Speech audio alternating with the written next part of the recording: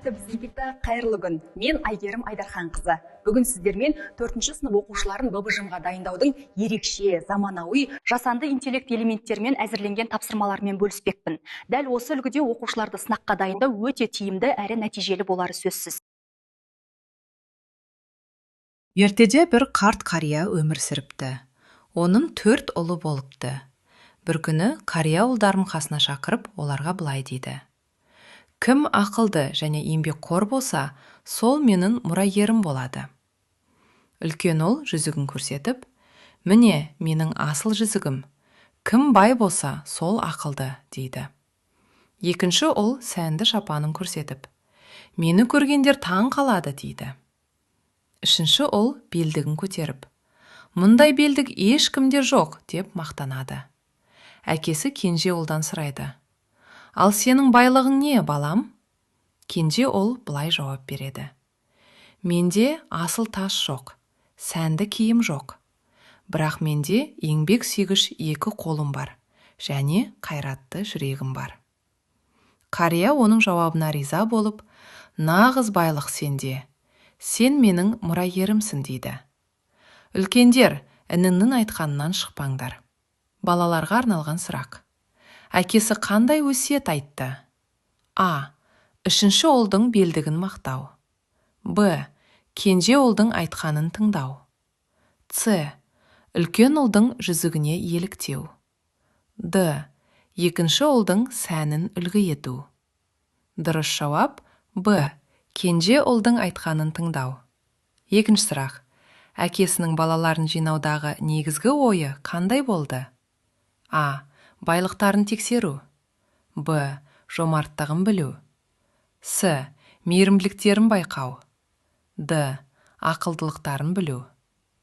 Дұрыс жауап Д. Ақылдылықтарын білу. Үшінші сұрақ. Қарияның үлкен ұлдарына тән қасиет қандай? А. Белдікке мақтану. Б. Байлыққа масаттану. С. Киіміне шаттану.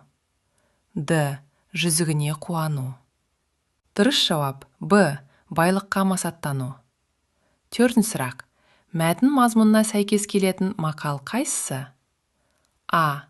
Ақылы көкті дау алмайды, досы көпті жау алмайды. Б. Еңбек етсең ерінбей, тояды қарның тіленбей. С. Өзіне сен, өзіңді алып шығар, еңбегің мен ақылың екі жақтан. Д. Білімсіз адамның өрісі тар, құлашы қысқа. Дұрыс жауап С. Өзіне сен, өзіңді алып шығар, еңбегің мен ақылың екі жақтан. Жақсы балалар, бұл мәтінмен тапсырмалар аяқталды. Келесі мәтін. Ертегінің аты баланың тапқырлығы. Ерте заманда кең даланы шегіртке басып кетеді. Егістіктер қурап, ағаштар жапырақсыз қалады. Киіз үйлердің туырлығы мен тіпті жабынысы да жегіліп, үйлер оқ керегесі ғана қалған. Бұл апат патшаны қатты састырады. Уәзірлер абыр-сабыр, шешім таба алмай әбігер болады. Патшаның алтын ордасына дейін енген шегіртке елді одан сайын дүрліктіреді. Уәзірлердің бірі: дәрімен құрту керек, дейді. Екіншісі: от жағу керек, десе, тағы бірі: жұмыртқалайтын жерін жою қажет, деп ұсыныс айтады. Тіпті қыста бәрі үсіп өлмей ме, деп бас қатырады. Сол кезде ордаға құс бағушы бір жас бала келеді. Оның сөзіне ешкім сенбейді. Тіпті уәзірлер мазақ етеді. Бірақ бала тордағы қараторғайдың аузын ашып жібереді. Сол-ақ екен, топ-тобымен ұшқан қараторғайлар шегірткелерді жей бастайды. Әбден тойған құстар бұлаққа барып, қанаттарындағы майды тазартып, қайтадан ұшып шығады. Халық баланың тапқырлығына таң қалады. Қараторғайдың еңбекқорлығы мен тазалығына риза болады.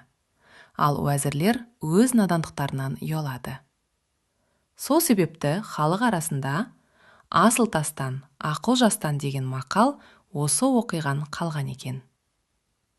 Балаларға арналған сұрақтар. Бірінші сұрақ. Ең даланы басып кеткен жәндік қайсы? А. Маса. Б. Ара. С. Торғай. Д. Шегіртке. Дұрыс жауабы Д. Шегіртке. Екінші сұрақ. Мәтіндегі батыл сөзді айтқан кім? А. Уәзір. Б. Хан. С. Бала. Д. Шабарман. Дұрыс жауабы С. Бала. Үшінші сұрақ. Асыл тастан, ақыл жастан нені білдіреді? А. Ақыл жасқа қарамайды. Б. Ақыл шексіз. С. Жастар әрқашан ақылды. Д. Асыл мен ақыл ұқсайды. Дұрыс жауабы А. Ақыл жасқа қарамайды. Төртінші сұрақ. Мәтіннің негізгі идеясына сәйкес келетін мақал қайсы? А. Ақылы аздың ашуы көп. Б. Ақылы асқанды аға тұт. С. Ақыл тозбайды, алтын шірімейді. Д. Ақылы аздың азабы көп. Дұрыс жауабы Б. Ақылы асқанды аға тұт. Бесінші сұрақ. Құс бағушы елді қалай таң қалдырды? А. Қараторғайларды ұшырды. Б. Амалы таусылды. С. Ордаға келді. Д. Шегіртке аулады. Дұрыс жауабы А. Қараторғайларды ұшырды. Алтыншы сұрақ. Шегіртеге тойған құс қайсы? А. Шымшық. Б. Тауық. С.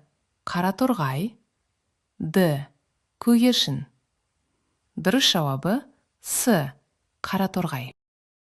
Ал балалар, келесі аялдама математикалық сауаттылық. Бірінші сұрақ. 748.321-ден 698.596-ны азайтқанда, бұл өрнекті дұрыс шешкен бала кім? А. Бота. Б. Ғабит. С. Сара. Д. Аян. Дұрыс жауабы Б. Ғабит. Екінші сұрақ. Санкт-Петербургке саяхатқа бару үшін 75 000 рубль қажет. 1 рубль 6 теңге. Теңгемен қанша ақша керек? А. 490 000 теңге. Б. 650 000 теңге. С. 450 000 теңге. Д. 540 000 теңге. Дұрыс жауабы С. 450 000 теңге. Үшінші сұрақ. 4200-ді 50-ге көбейткенде не шығады? А. 21 000. Б. 2 100 000. С. 2100. Д. 210 000. Дұрыс жауабы Д. 210 000. Төртінші сұрақ. 29 070-тен 176 000 септі 170-ті 23-ке бөліп, 3-ке көбейтіп, 589-ды қосқанда өрнектің мәні не болады? А. 5411.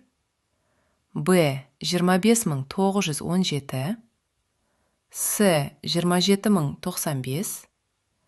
Д. 6589. Дұрыс жауабы Д. 6589. Бесінші сұрақ. Ашық жақшада 234 пен 124-ті қосып, А санына көбейтеміз. Сосын 237-ні С санына көбейтіп, үстіне қосамыз. Мұндағы А 3, С 4.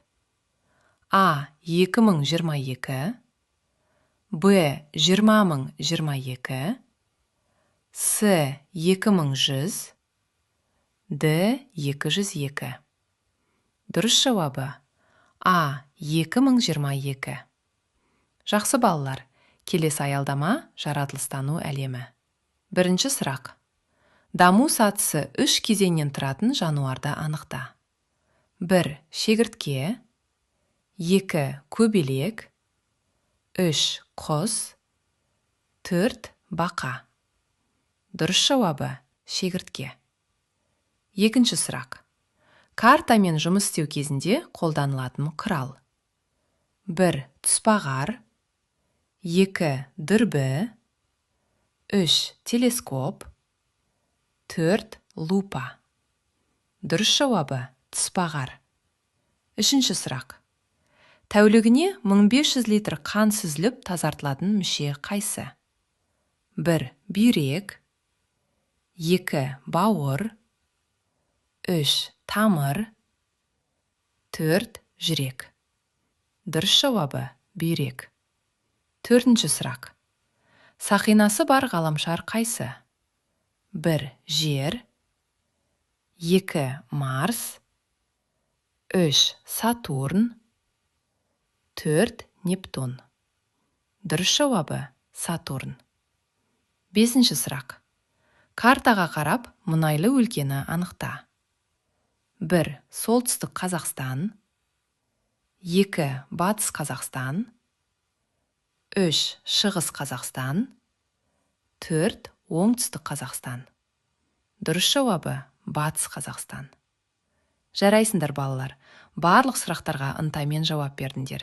Өте жақсы жұмыс жасадыңдар. Біздің білім саяхатымыз осымен аяқталды.